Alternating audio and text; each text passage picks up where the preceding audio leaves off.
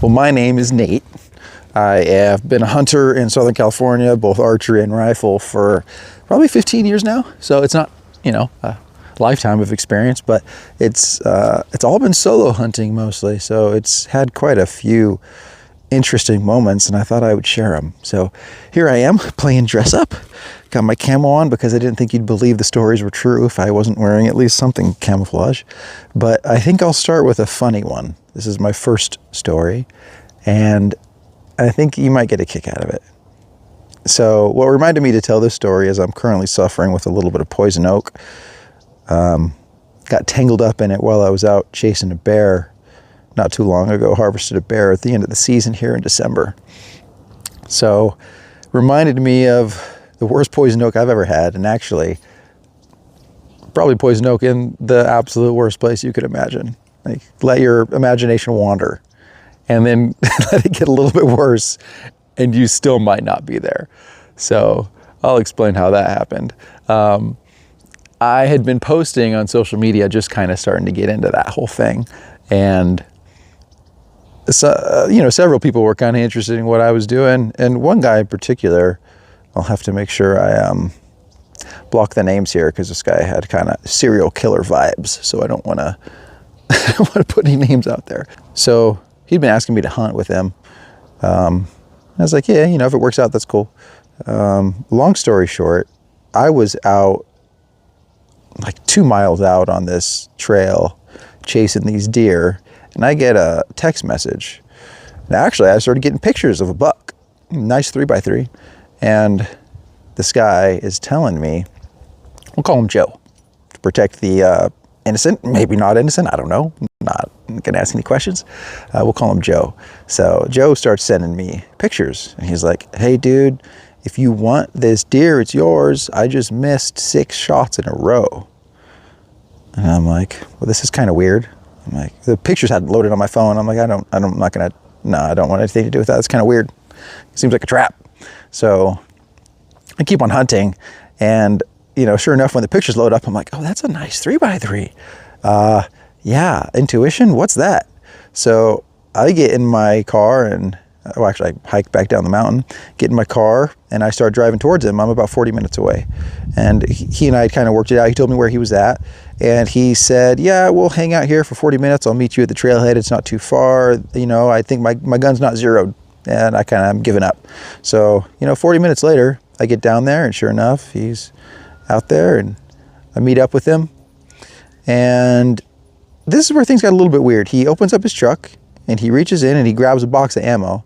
And I'm like, you said this buck was mine. Why are you grabbing ammo? You also said that your gun wasn't sighted in, so I hope you're not planning to sight it in while we're out there. I don't know why he's grabbing ammo. Like, you should be giving up on that. You missed 6 shots in a row. It's supposed to be a 300-yard shot. So kind of like, this is weird, but I'm already here.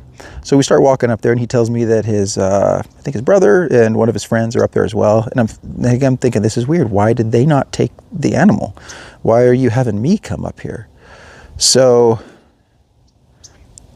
I don't know. My social media was not doing much at the time, so I didn't think I was like social media famous or anything, which I don't know if I ever will be. I don't think I really want to be, but it'd be cool to get a sponsor or something, I guess. But whatever. So I make this short walk. It's about a mile to the top of this point they were at, and they're looking across this deep canyon. And he's showing me pictures, and I get there and he tells me the deer are gone, but here's the pictures of the deer. His nice 3x3, and he says, I think I might have hit him once because he had a spot like far back. I think my shot was too far back is what he's telling me. So he kind of shows me where these deer went. And I'm thinking, I didn't drive all the way out here to not go chase them. So I decide I'm just going to go down this valley. It doesn't look too bad. It's like a 500-foot elevation drop, and it's pretty thick brush, but I hunt worse stuff than this all the time. So he's like, okay, good luck. He kind of showed me where they went, and he said he'd hang out. So I started dropping down this canyon. And anybody who knows about dropping into a canyon you've never been in before, every time you end up just tangled up in the worst stuff. So in California, our deer are rutting kind of it's pretty far in the fall. It's like November. So at the time, I didn't hadn't really thought about it, but poison oak it's dormant. So it loses all its leaves. So the whole leaves of 3, beware of me is out the window. It just sticks at that point. And actually it's worse when it's dormant, because for some reason when the leaves dry out, the oils kind of come to the surface. So it makes it a pretty bad situation. You can't recognize it. And out here, if you're near water, especially in the shade, there will be fields, like acres of poison oak sometimes. It's pretty bad, and the stuff gets really thick. So I'm going down this canyon, and I go down some steep stuff, and I get into a situation where, you know, I see a patch of these dead sticks. And I end up for probably 30 minutes on my hands and knees, taking my backpack off, just army crawling through this stuff to get through it. And, you know, you're about halfway through and you look down and you're picking up these leaves and you're like, well, that looks a lot like poison oak, but why is it not on the tree? Why am I in poison oak? And at a certain point I had just given up, and I said, I guess I'm just going to have to take a shower when I get home and see how bad this is. So I get down there, make a really long hike, and I mean, I got pretty lucky, kind of had an idea of where these animals might be going based on the topography in the area.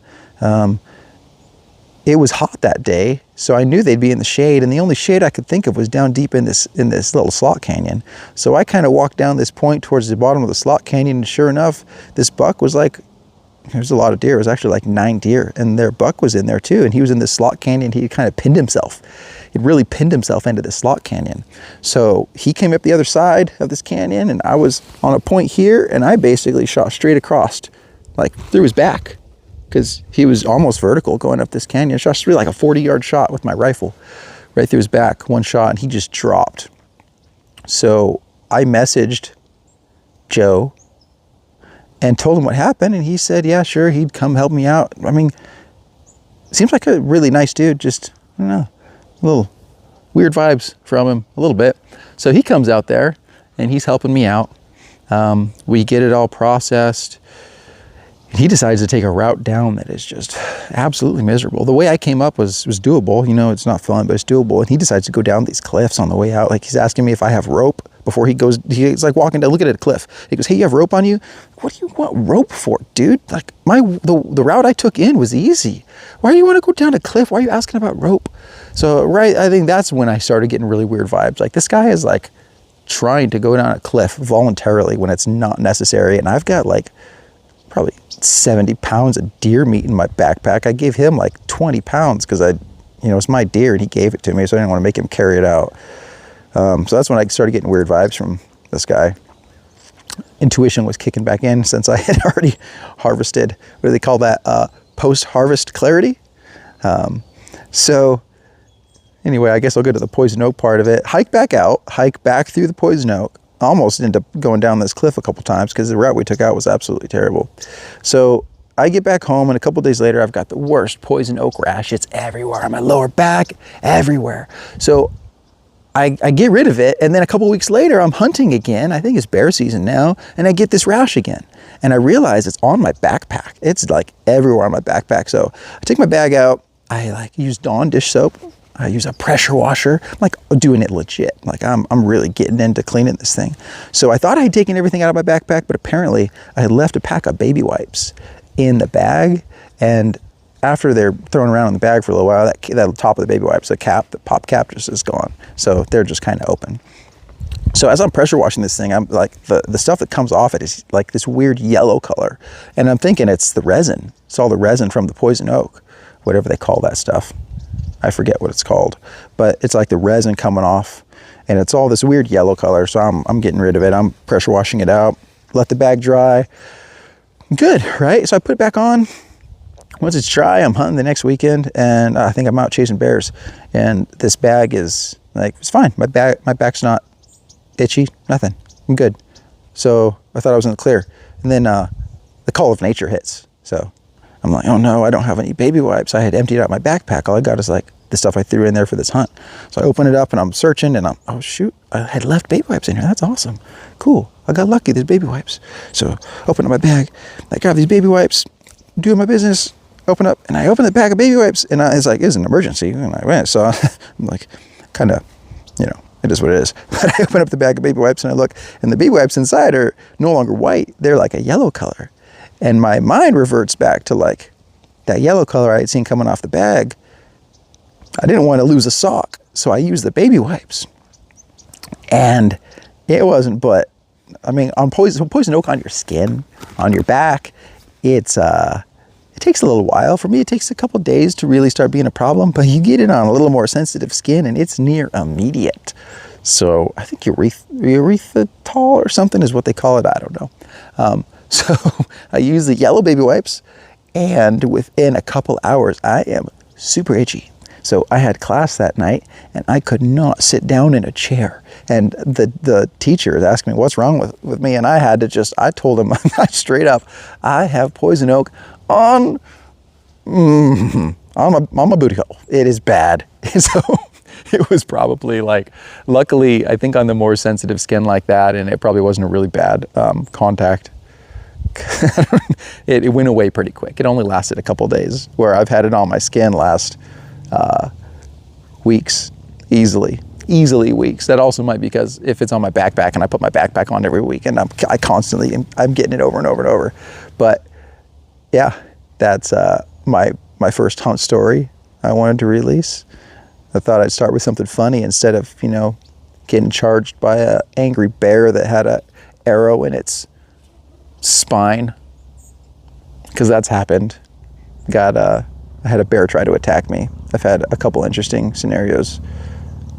I was army crawling once through this bear tunnel in these bushes. They actually create tunnels. It's kind of funny. Army crawling through this bear tunnel, and I look up, and my phone was dead. I didn't have a map. I was actually lost. I was trying to find a different route back to the truck, and I look up, and there's a mama bear and a cub right in front of me, looking at me sideways. And I think they were kind of confused. I don't even know if they knew I was a human, and they were just like I imagine they just shook their heads and turned around and ran away. So that went as good as it could have. But I mean, that's one of hundreds of stories. So we'll see. Hopefully you guys think that's a funny one. I thought I'd start with a funny one instead of if I started with one about shooting a record book bear and him charging me and me trying to pull out my sidearm and I'm out here wearing dress up, I couldn't take myself seriously. So I thought I'd start with the funny one about poison oak on my booty hole. So hope you enjoyed it.